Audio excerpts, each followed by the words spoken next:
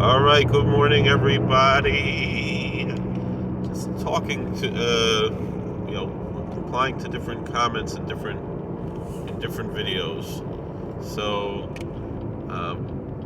this is a video that it says a sober woman will answer your questions, Pearl, and this was on the channel for Frida Wiesel, who is a former Hasidic woman who is a tour guide in Brooklyn. And Lynn Stefanik asks, as a Christian, I'm interested in Pearl's understanding of death, the afterlife, and as another viewer asks, saints and heaven. I just enjoy and appreciate her so much. Thanks. So I just said I have a lot about this on my channel. Hasidic Jews have a lot of veneration of saints in our traditions. We call our Saints Tzaddikim, plural, singular is Tzaddik. Tree of Life Wisdom Academy says, I'm also Hasidic. Please don't call our sages and Tzaddikim saints without clarifying what that means, because we see them as saintly people. It is not the same concept as Christians, especially Catholics, see saints. So my kind of snarky answer was, it isn't radically different. The main difference is who we venerate.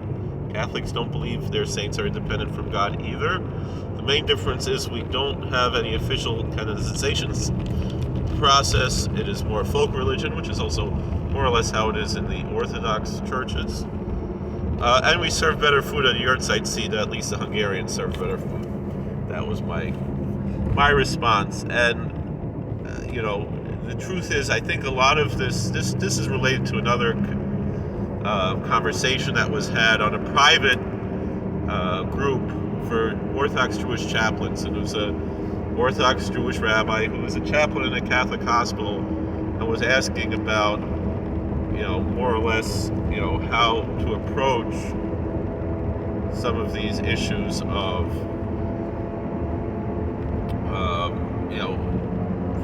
being a chaplain in a non-Jewish setting. And the one question was, is it okay to use the word Lord to refer to HaKadosh Baruch Hu? And the discussion back and forth about that. And, different discussions as to whether that is appropriate or not. I'm of the camp that says, speak English when you're speaking English. And, you speak Yiddish when you're speaking Yiddish, you speak Hebrew when you're speaking Hebrew, you speak English when you're speaking English. Also from the camp that doesn't like speaking Hebrew. But, although, certain people, most people in my camp probably don't like speaking English either. But the idea is, when you're speaking English, you speak English. And that is one thing that I have seen, whether it's, I remember, being at a conference, and there was a popular Litvish Kiruv rabbi who was struggling speaking English, used some made-up words, or maybe not made up, but words that aren't usually used, in trying to use English words. And then you had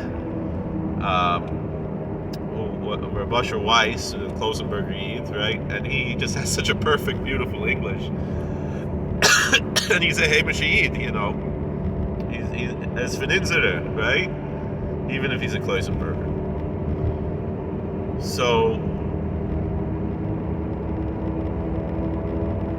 essentially, the question comes down to, is there really such a difference? And what motivates one to be afraid to say that there isn't such a difference?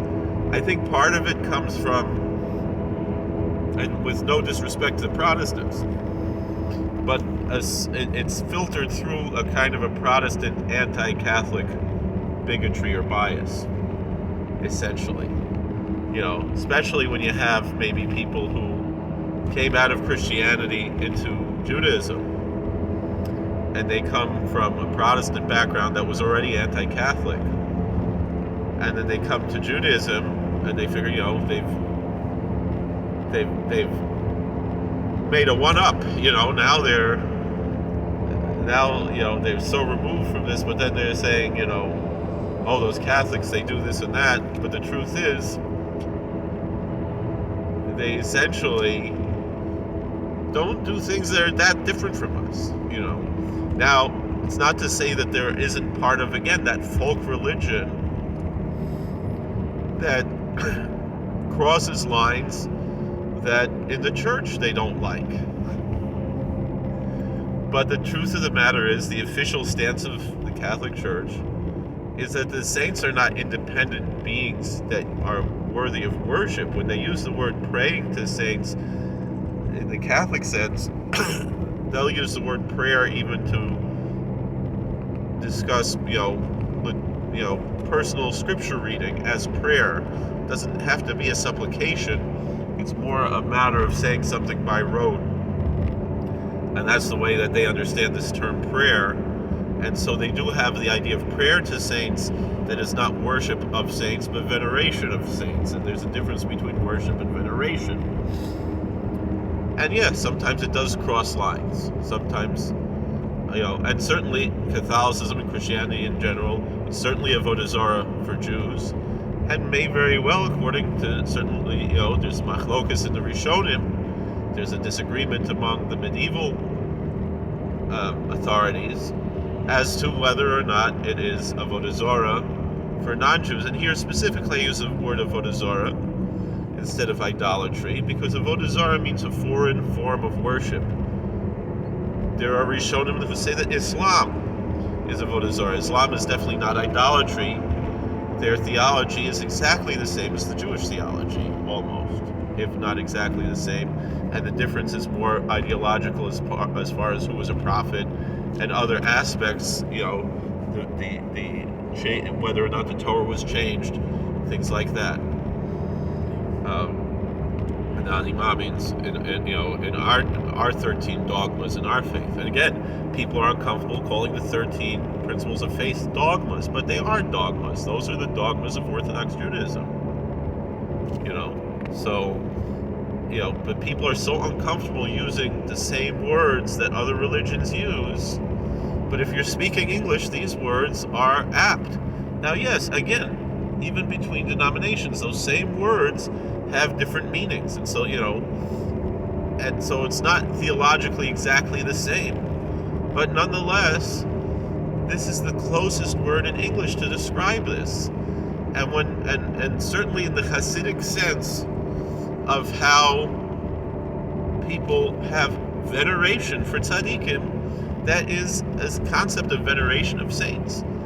Very, very similar to how you see in the traditional Christian churches of Catholicism and Eastern Orthodoxy. And again, I'll say it again, the main difference is just who are our saints. But the way in the folk religion, and I engage in this too, you have so many similarities. You're lighting the candles. You're having, feast days, the yortzeit. You're making pilgrimages to the graves. You're venerating relics. I saw in Kerestir they had an event where they were ostiling. They were giving out sugar cubes with a spoon from Reb Shaila Kerestir. It's a veneration of relics.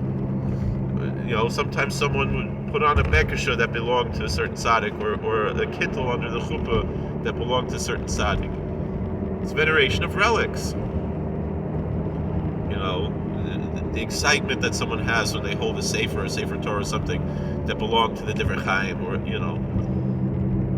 I put on I was at a chasna and I put on the yarmulke and the gartel of the Tasher Rebbe. It's veneration of relics. So don't tell me that it's radically different. These are pretty much the same types of things that we practice and they practice. And you have a lost item. So the Catholics go to St. Anthony and we go to Reb Meir Balanes. Of course, yes, we say Elokoda Meir Aneni. We're praying to God in the merit of Reb Meir Balanes, but I mentioned this to Catholic ones. That's the difference. They said no. They're praying to God in the merit of the saint. They don't believe that the saint has a separate agency, separate from God, but there's a fellowship of the saints. And that's the idea, that those are people who already won the race, who are cheering you on, is how I heard one priest describe it. And again, it's different religions, and we have separation, total separation, l'havdil ben kodesh l'chol. But that doesn't mean that we're better than them in this sense, And I've heard things, people say, "Oh, Rebbe Shimon can save me," Don't tell me that Lag Bomer is is radically different than a different Saints Day, except that maybe we do it with more religious fervor, and when for St. Patrick, it's just an excuse to drink, And for a lot of people in Israel, the secular people, Lag Bomer is just an excuse to make a party, to make a barbecue, to have a bonfire, and it's not really a really religious experience as much, especially more secular type people. So, thank you for watching. God bless. Please like, share, and subscribe, comment, and we'll see you later.